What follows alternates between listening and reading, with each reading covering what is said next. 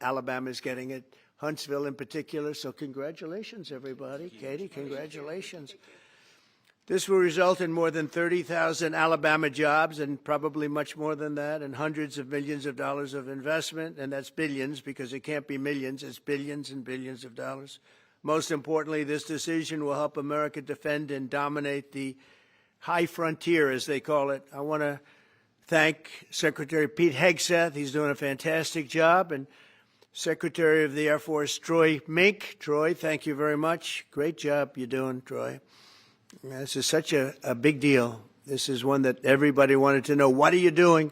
I also want to thank Senators Katie Britt, and I want to give my condolences. Your grandmother, her grandmother just passed away. She was 100, right? 100, and she loves you, Mr. President. Well, and she was very proud of you. Thank you very much. Very, very proud of you. So thank you, Katie. Wonderful woman. She must have been. To produce you indirectly, I can tell you she had to be. Tommy Tuberville, who's a great coach. And I won't say anything about what happened with Alabama football this weekend. Let's leave that out. But you're not used to that, right? You're not used to that. But Tommy, Auburn won, that's right. They did. So you're happy. Tommy's been a great senator, as you know, and a fantastic guy all around. He was also a tremendous coach. House Armed Services Committee Chair Mike Rogers. Thank you, Mike. Where's Mike? Mike, thank you very much. Doing great, Mike. Representatives Barry Moore, all great friends, Robert Adderholt, Gary Palmer, and Dale Strong. Thank you all very much, fellas. Appreciate it. In my first term, I created a thing called Space Force. So important. You know, we were losing the race in space very badly to China and to Russia, and now we're far and away #1 in space. And reestablish Space Com with a mission to protect American space assets and detect any threat to our homeland. We initially selected Huntsville for the Space Com headquarters, yet those plans were wrongfully obstructed by the Biden administration. And as you know, they moved them to a different locale.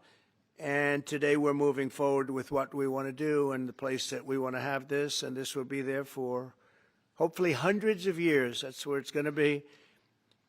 I will say I want to thank Colorado. The problem I have with Colorado, one of the big problems, they do mail-in voting. They went to all mail-in voting. So they have automatically crooked elections. And we can't have that. When a state is for mail-in voting, that means they want dishonest elections because that's what that means. So that played a big factor also. In Huntsville, Space Com will play a key role in building the Golden Dome, as you know. That's going to be a big thing. Everybody wants to be a participant in it. Missile Defense Shield, we're going to be having a Golden Dome that the likes of which nobody's ever seen before, the finest, the best. And by the way, Canada called. They want to be a part of it, and that'll be great. But Canada wants very much to be included in that, and we're going to work something out with them, I hope. It will also ensure that our technological capabilities, of which we're way ahead of anybody else, there's nobody close, remain unmatched long into the future. So I'd like to ask Secretary Hegseth to say a few words. He was very much a part of it.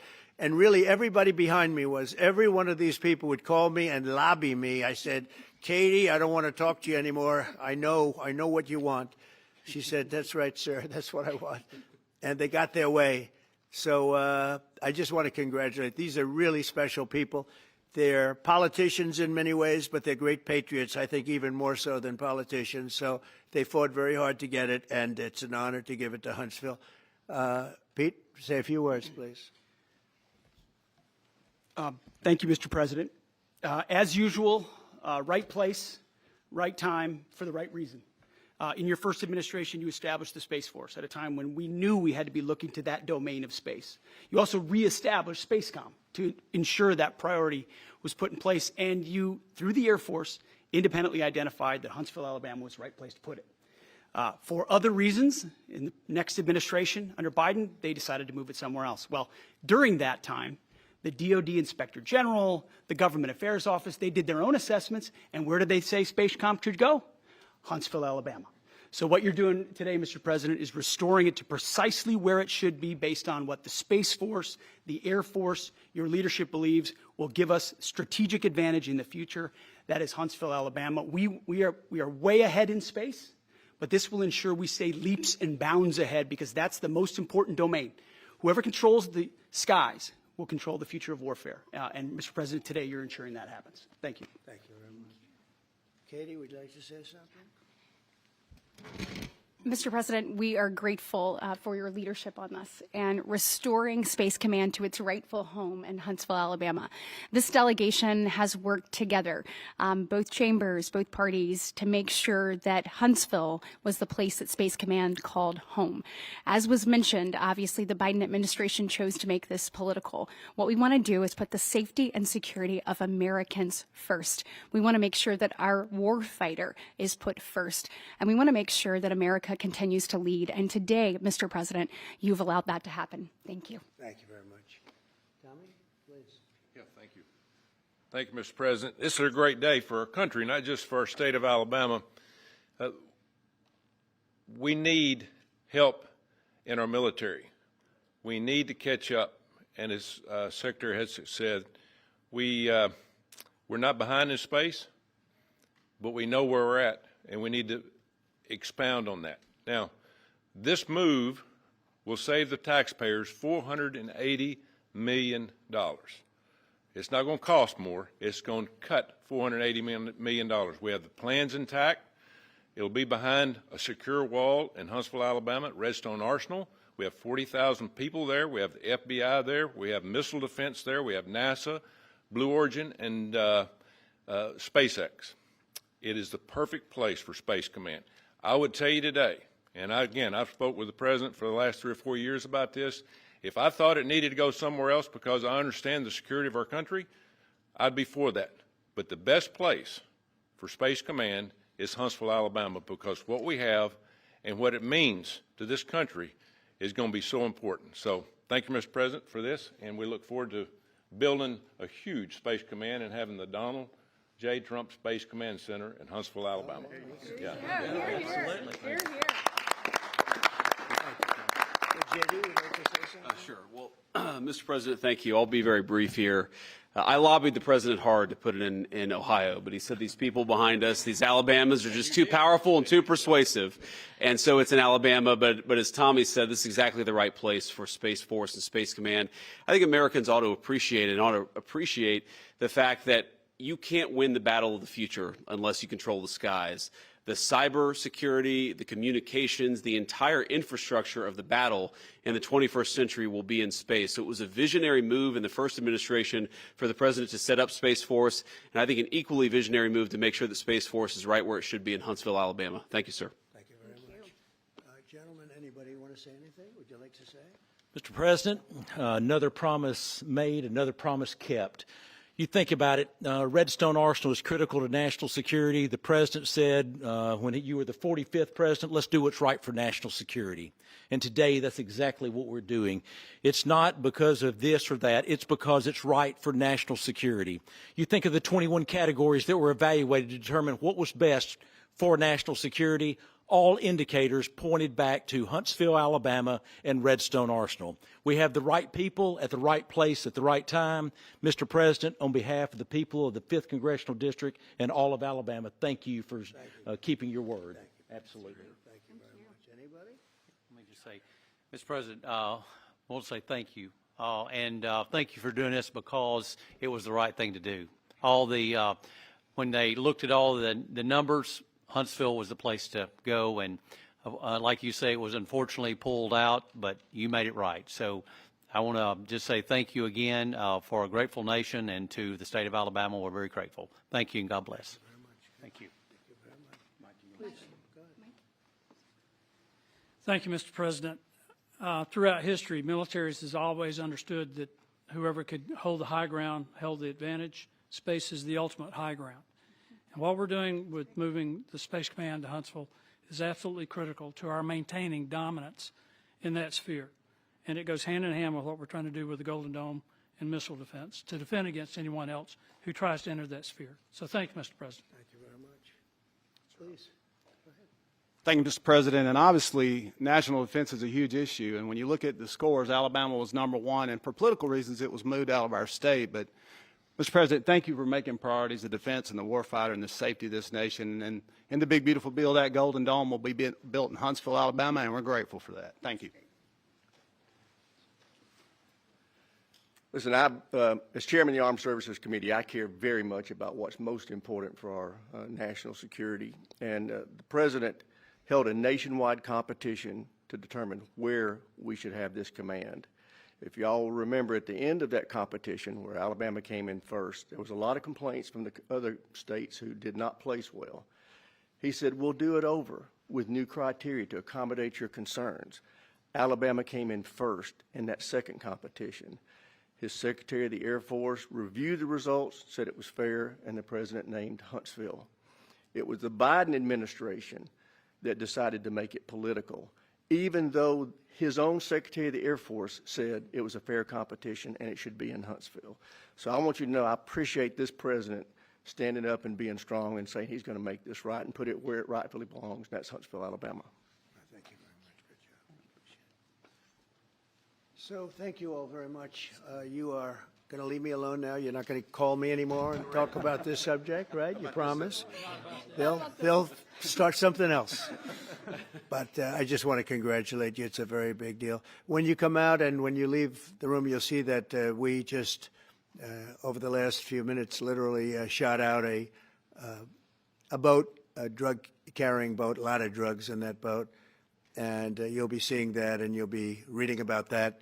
It just happened moments ago, and our great general, head of the Joint Chiefs of Staff, who's been so incredible, including what took place in Iran, knocking out potential nuclear power for a long time to come. I think within a month they would have had it if we didn't do what we did. But he gave us a little bit of a briefing, and you'll see. And there's more where that came from. We have a lot of drugs pouring into our country, coming in for a long time. And we just, these came out of Venezuela and coming out very heavily from Venezuela. A lot of things are coming out of Venezuela. So we took it out, and you'll get to see that after this meeting is over. Do you have any questions, please? Yeah, please. Thank you, Mr. President. Senator Cumberville talked about the cost savings Yeah. associated with this announcement. Can you talk about the strategic benefits by having Space Force Command headquartered in Huntsville? Well, it just works because we have so much else there. And having a central, you could call it a central command, but it really is a command station. Also, even locationally, where it is, and when you think about flying distances, if you can save a half an hour as fast as some of these planes go and things go, and even the rockets go, if you can save by having the best location. So we went out, as you know, to experts, and we had 4 different groups of experts. They all said this was the best location. I also loved it from the standpoint, I know the people of Alabama, they are great people, work hard, and there's no games, and they're very proud of it. And I would say they fought harder for it than anybody else also. A lot of states, 5 states really wanted it, but they wanted it more. And I kid you not when I say that these people, they spoke to me a lot. That's all they wanted to talk about. They didn't want to talk about the weather. They only wanted to talk about moving to this location, moving to Alabama, Huntsville in particular. So we're honored to do it. They really wanted it badly, and they got it. Peter? President Trump, something completely different, but about a big viral social media trend over the weekend. How did you find out over the weekend that you were dead? You see that? No. People didn't see you for a couple days. 1.3 million user engagements as of Saturday morning about your demise. Really? I didn't see that. You know, I have heard, it's sort of crazy, but last week I did numerous news conferences, all successful. They went very well, like this is going very well. And then I didn't do any for 2 days, and they said, there must be something wrong with him. Biden wouldn't do them for months. You wouldn't see him. And nobody ever said there was ever anything wrong with him, and we know he wasn't in the greatest of shape. No, I heard that. I get reports. Now, you knew I did an interview that lasted for about an hour and a half with somebody, and everybody saw that was on one of your competitors. I did numerous shows and also did a number of truths, long truths, and I think pretty poignant truths. No, I was very active over the weekend. They also knew I went out to visit some people at the club that I own, pretty nearby on the Potomac River. And no, I've been very active actually over the weekend. I didn't hear that one. That's pretty serious stuff. Well, it's fake news. You know, it's just it's so fake. That's why the media has so little credibility. I knew they were saying, like, is he okay? How's he feeling? What's wrong? I said, I just left. And it's also sort of a longer weekend, you know, it's Labor Day weekend. So I would say a lot of people know. I was very active this Labor Day. I had heard that, but I didn't hear it to that extent. Go ahead, Peter. We know that this country has a huge problem with school shootings. You've said that you're open to sending the National Guard pretty much anywhere. Would you ever consider sending an armed National Guardsman to every school? Well, we have a big problem with school shooting, but we also have thousands and thousands of schools that run perfectly. You know, they talk about you can do things construction-wise, and that's really, I think nobody knows more about construction than me. You can build the construction doors. You can build what they call safety doors, where they lock on the outside, the inside, and every place else. Well, but if one of these lunatics happens to get through, then the police can't get in. Then they're looking for keys all over the place, and it takes a lot of disadvantages to doing, you know, spending billions and billions of dollars and actually making it safer in some way for some of these lunatics that we're dealing with. But I don't think so. I've thrown out the concept. We have great teachers that love our children. The parents love the children. Teachers love the children too. And if you took a small percentage of those teachers that were in the military, that were distinguished in the military, that were in the National Guard, et cetera, and you let them carry, that's something that a lot of people like. I sort of liked it. It'd have to be studied, but they're trained. They know about weapons. You can't do it with every teacher because most teachers don't know, and you know. But I always thought that would be an alternative. But it just we've had a lot of instances. Other countries have also. They have different kinds of problems than we have, but we do have. There's something going on. And it's a bad thing. Yes, please. Have you spoken with President Putin in the past week? Have you spoken with President Putin in the Yeah, past I week? don't want to. I have learned things that will be very interesting. I think in the next few days you'll find out. Will there be any consequences if there isn't some type of announcement of a meeting with President Putin and President Zelensky? Yeah, there will and be. what could those consequences We're going be? to see what happens. We're going to see what they do and what happens. I'm watching it very closely. Last week they lost 7,000 between the two countries. 7,313 soldiers, to be somewhat exact, for no reason whatsoever. And they're Russian and they're Ukrainian, but, you know, they're soldiers. I want to see it end. Yeah. Mr. President, have you decided you're definitely going to send National Guard troops to Chicago? I didn't say when, but the answer is, look, Chicago's very interesting because I watched Pritzker get up and say about, we don't need help, we're safe. But 2 weeks ago, they had 6 people murdered, and they had 24 people hit by bullets. Last week, as you know, it was 7 people, 24 people hit, and 7 people died. And then over the last 2 days, that was the crown jewel. They had, I guess, 9 or 10 killed, and 50 hit with bullets. And you have this governor get up, who's a terrible governor. Probably he and Gavin Newsom would be probably the 2 worst and most naive. They're naive. Either they're naive or they're very untruthful. And he'll say, we don't want any protection. We don't need. So in the last 3 weeks, he's lost almost 20 people killed. There's no place in the world, including you can go to Afghanistan, you can go to places that you would think of. They don't even come close to this. Chicago is a hellhole right now. Baltimore is a hellhole right now. Parts of Los Angeles are terrible. If we didn't put out the fires, and I mean the other fires, the bullet fires, they didn't do a good job with, they should have had the water coming down, like I said. You know, we had to release the water. We had to go in and release the water to L.A.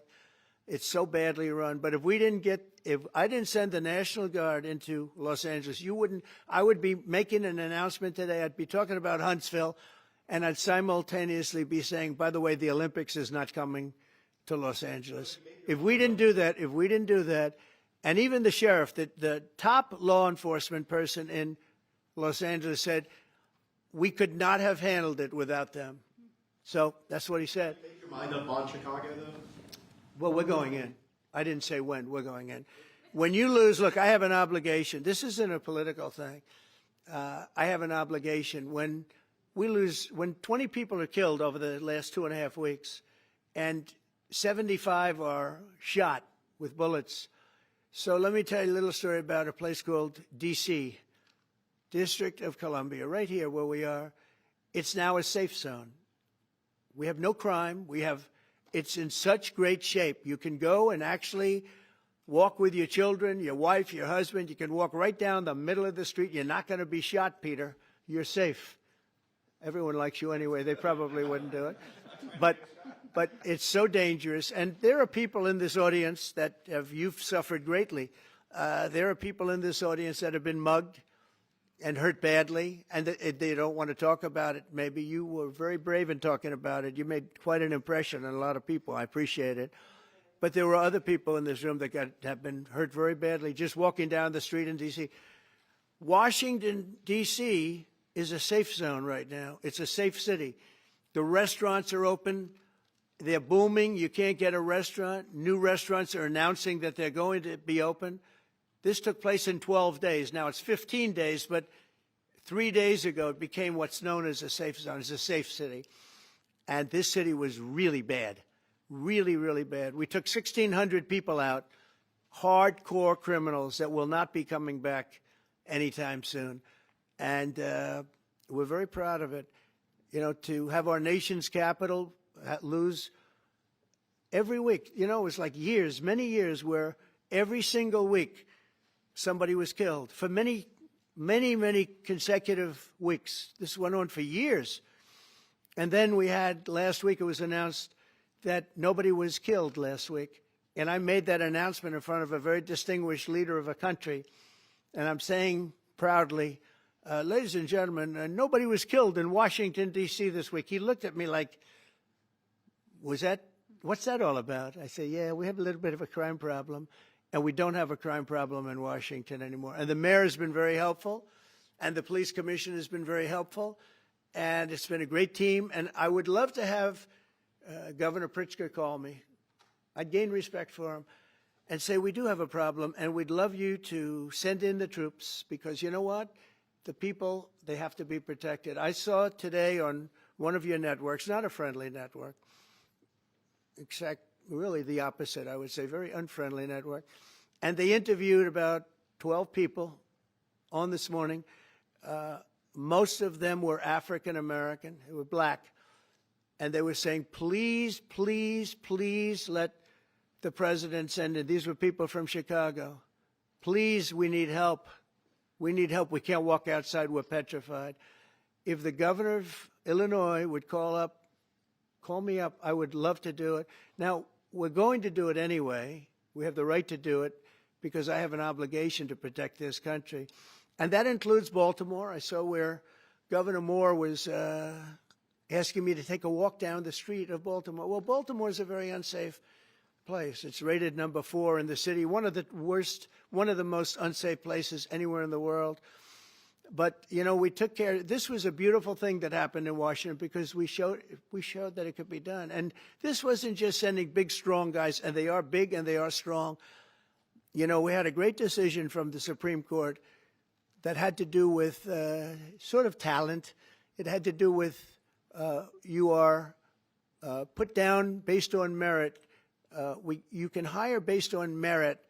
So merit for a soldier or for a policeman is strong, physically fit, having a certain ability, not a person that is woke and got the job through woke, but wasn't strong enough to lift a gun out of the holster, et cetera, et cetera. No, I looked at the police. As you know, last week I went over, we had a meeting there had to be 300 people, and they were all very impressive looking. And when the bad guys see them, they're not going to do a thing. And so I'm very proud of Washington. It serves as a template, and we're going to do it elsewhere. But Chicago is certainly going to be high. I would love to have him call. I would love the governor of Illinois. I'd be honored to take his call. All he has to do is say, sir, we need help. It's out of control. And everyone knows it is. He's not kidding anyone. I would love to have, I would say, Governor Moore call, because I watched him over the weekend trying to explain that Baltimore, what they need is housing. No, they don't need housing. They need to get rid of the criminals. These are hardcore criminals. You know, we took many people off the streets of Washington, D.C. They're hardcore. They're not going to be good. In 10 years, in 20 years, in 2 years, they're going to be criminals. They were born to be criminals, frankly. They were born to be criminals, and they're tough and mean, and they'll cut your throat, and they won't even think about it the next day. They won't even remember that they did it. And we're not going to have those people. Washington, D.C. is now a safe zone. It's a safe place, and you can walk, Katie, you can walk right down the street with, by the way, one of the biggest human beings I've ever seen, which is her husband. He was a football player for like 11 years in the NFL. He's a big person. But big doesn't mean anything when they have guns and when they have knives and everything else that they have, right? But you can walk right down the street, even by yourself, and you're totally safe. Washington, D.C. is a great thing. Yes, ma'am, please. Mr. President, as you're calling on Democratic leaders across the country to work with you on crime, do you see your efforts here in D.C., including, for example, working with Mayor Bowser here as a model for bringing more bipartisanship in matters not only with crime, but also issues that matter to everyday American people's lives? So Mayor Bowser's been great.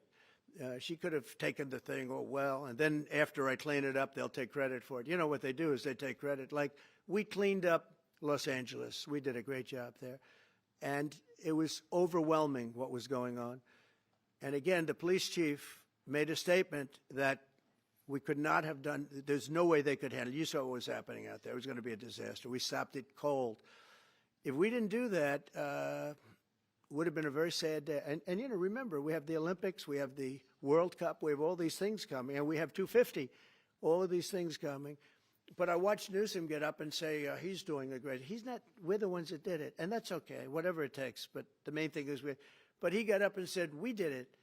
Well, he didn't want us there, and he's going to need us again because it's starting to form again. I see it. It's starting to form again. You know, we have to maintain. It's like maintenance on an airplane. You can buy it, but you have to maintain it. And if you don't maintain it, a good plane becomes very unsafe very quickly.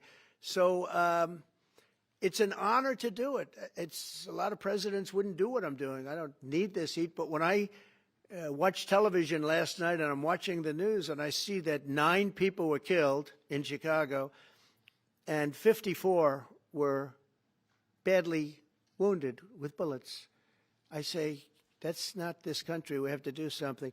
And I do say this, I say this very much. I'm not speaking to anybody but them right now. I would love to receive calls from governors and mayors saying they need help. We'll help them. We have a lot of people. We have a great force. We have a great military force. You know, Pete will tell you that when I was running for office, and this was a big headline, I think, you know, probably got me a couple of votes, but you couldn't sign people in the military. Nobody wanted to join the military, the Army, Air Force, the Navy, Marines, Space Force, Coast Guard. We never forget Coast Guard because they've done such a great job. Never. But nobody wanted to join any of them. We were way below what we wanted. Every single one. The closest was the Marines, whatever that is. You'll explain that to me. But the closest was the Marines. But every service was way down, way down. And then I got elected, and our country's the hottest country anywhere in the world right now. Everybody's talking about the USA. They're talking about the job that we're doing. Everybody. We have the best economy.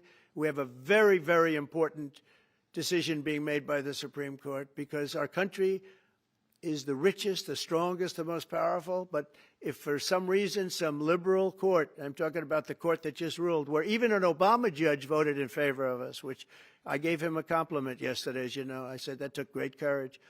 But it's a liberal court, and it's going up to the Supreme Court, who I think have been incredible people. I think they've made very wise decisions. But the tariff question, because without the tariffs, this country is in serious, serious trouble.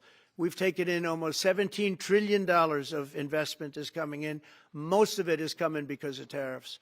And if for some reason somebody wanted to be politically correct, I actually think it's unpolitically correct. I think politically correct is to approve it.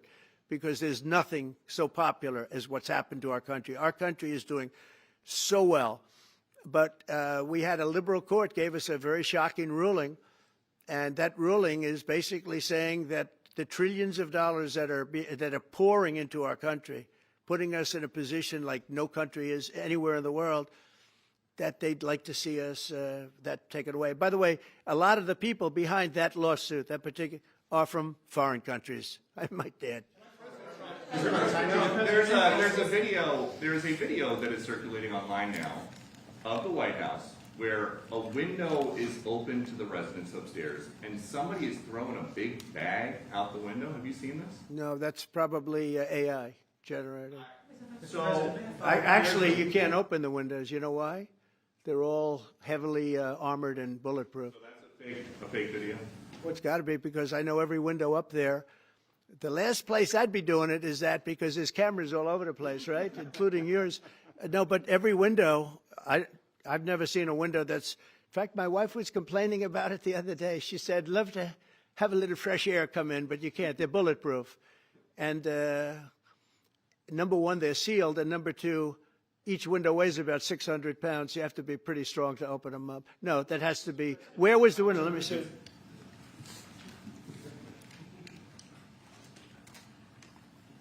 maybe from the renovation.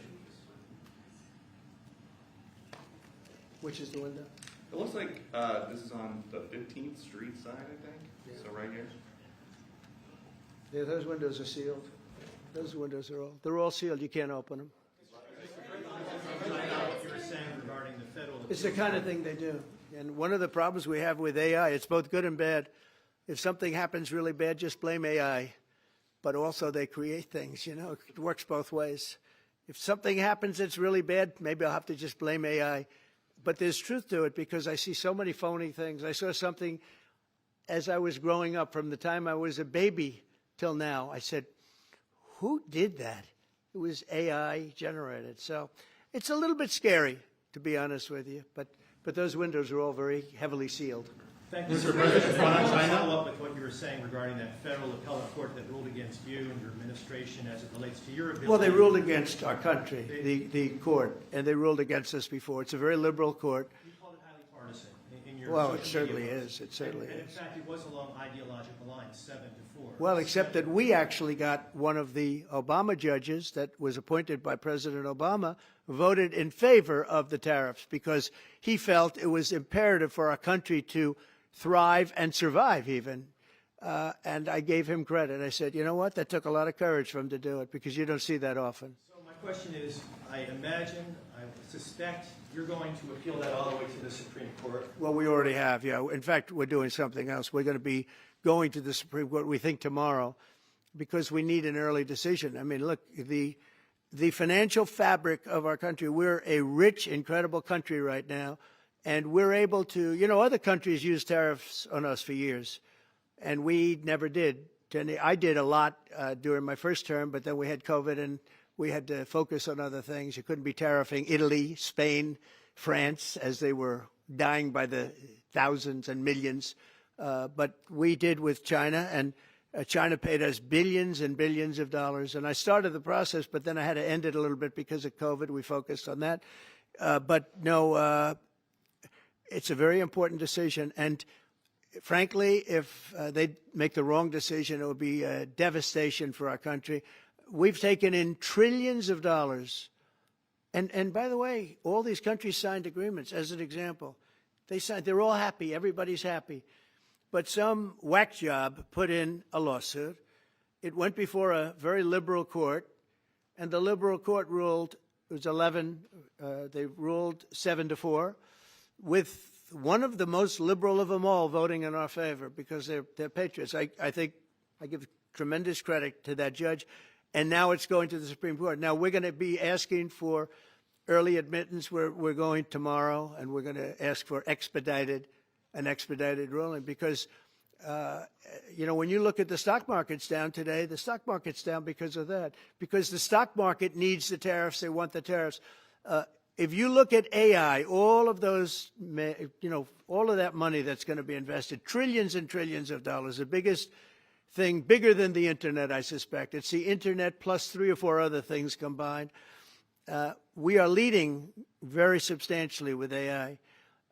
We're leading because of tariffs. We're leading because of talent, and this is where they'd like to be. But without the tariffs, we wouldn't have a chance because we wouldn't be able to protect those investments of the companies coming in. So if you took away tariffs, we could end up being a third world country.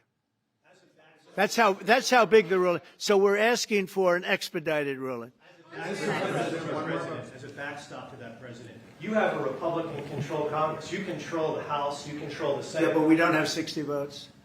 We don't have 60 votes. I'd love to do that. Oh, if we had 60 senators, if we got the 60 votes, we would get them. But we need 60 votes, and we need, a certain number in the House. I think we'd get, I don't know, we have about 5 of them here. Would everybody agree with me on tariffs? Without tariffs, we're a different country. We have taken in so much money. And here's the thing. We signed a deal with Japan. They're paying us hundreds of billions of dollars. We signed a deal with South Korea. We signed a deal with the European Union. We signed a deal with Europe. And those countries are paying us $950 billion.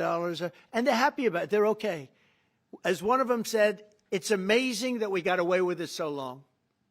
One of my friends, a leader of one of the countries, and they're fine with it. They all signed. If that ruling ever went against us, I guess we'd have to give back hundreds of billions.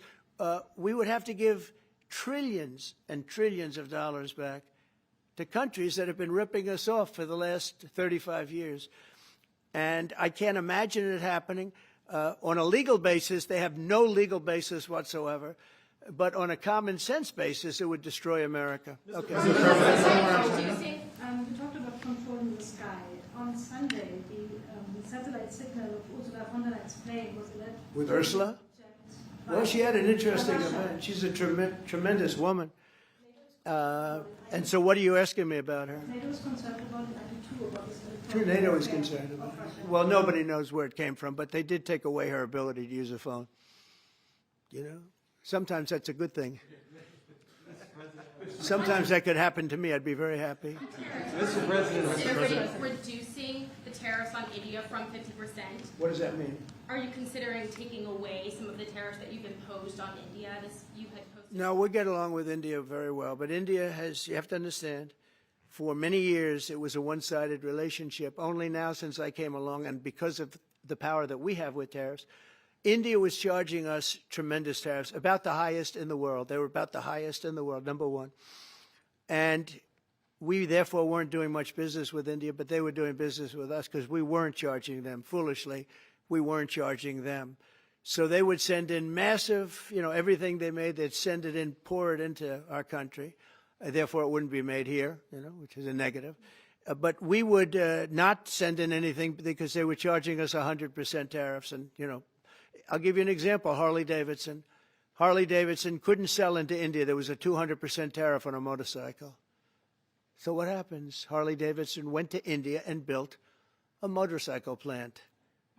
And now they don't have to pay tariffs. Same thing as us. So what we're doing is literally thousands of companies are coming into the U.S., car companies, AI, but, more traditionally car companies. We have so many car company factories under construction or being designed right now. And they're coming from China, they're coming from Mexico, I must tell you, and they're coming from Canada, a lot of them coming from Canada. But they're coming into our country because they want to build here.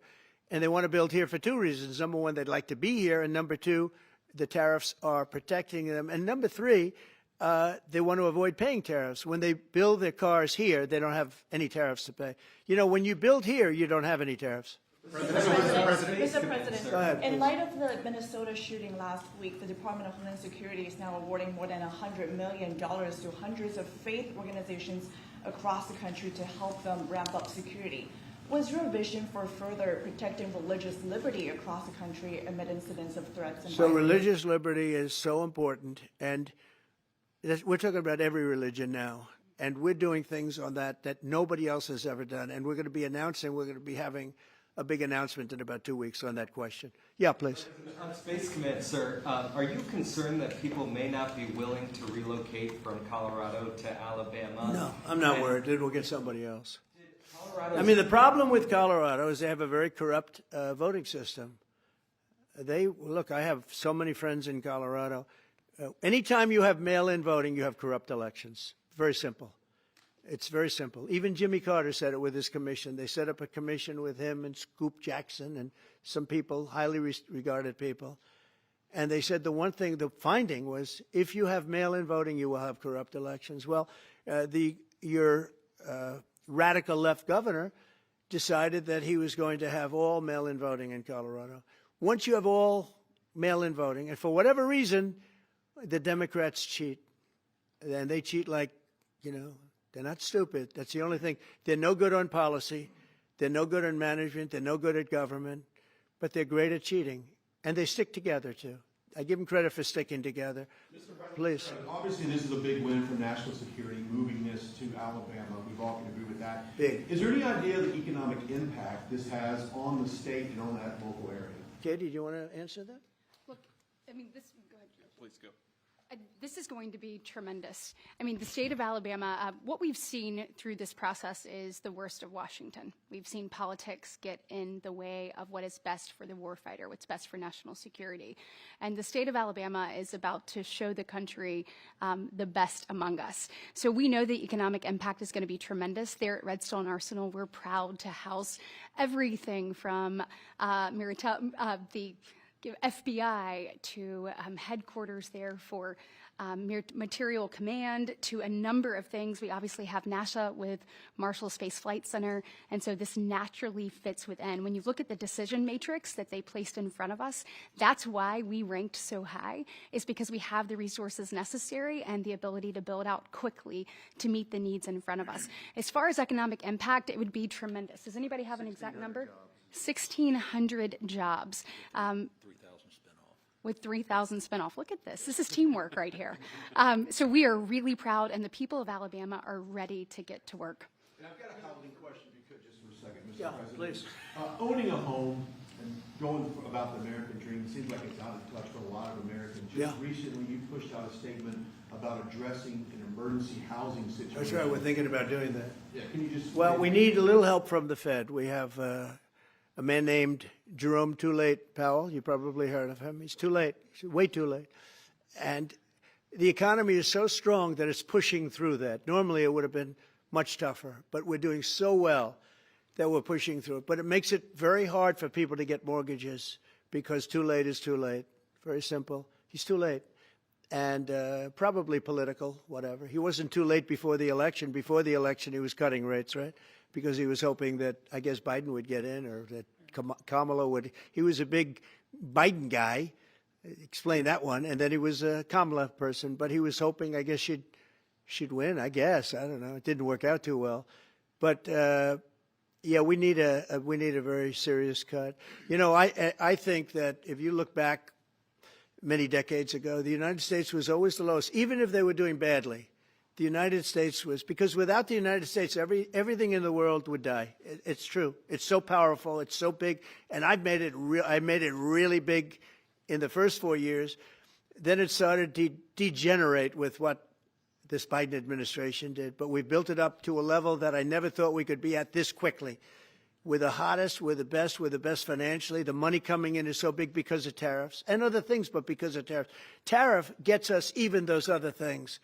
Plus, it gets us great negotiating. I settled 7 wars, and numerous of those wars were because of trade, and numerous of the trade deals that I made were because of tariffs. It gives you a great negotiating ability.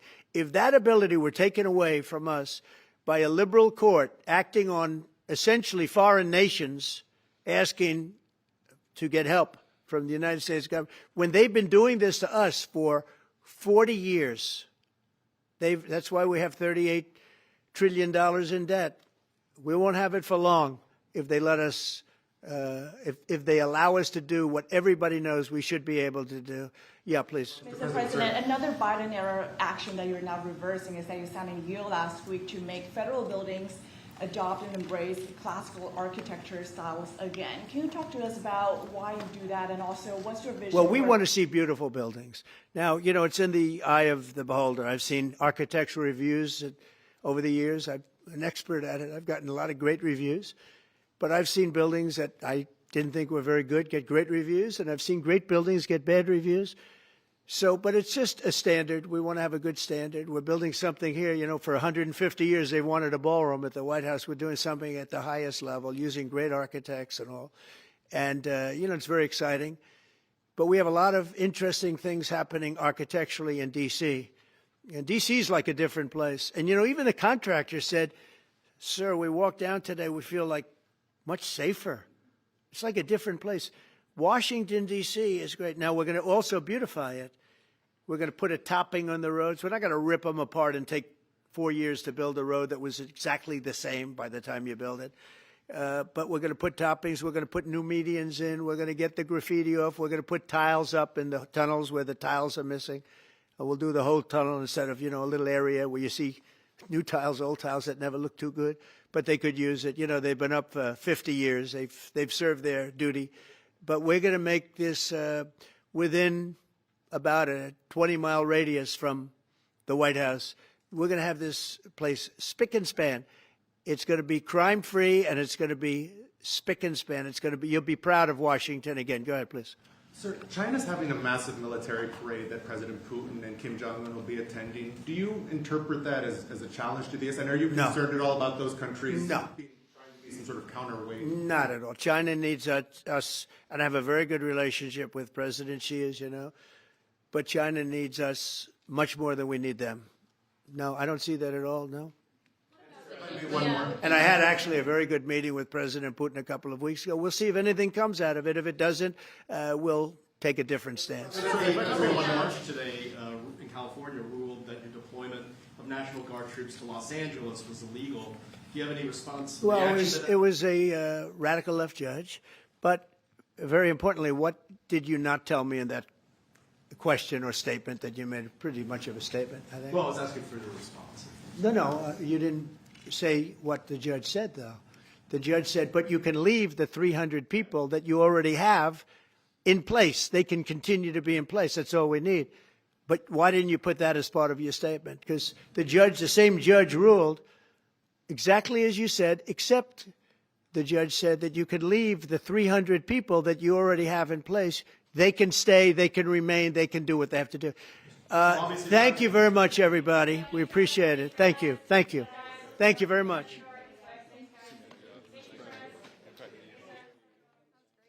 Thank you, guys. Thank you, press. Thank you. Thank you. Let's head out. Let's go, guys. Thank you. Thanks, press. Thanks, guys. Let's go. Let's go. Keep going. Thanks, guys. Thank you, press.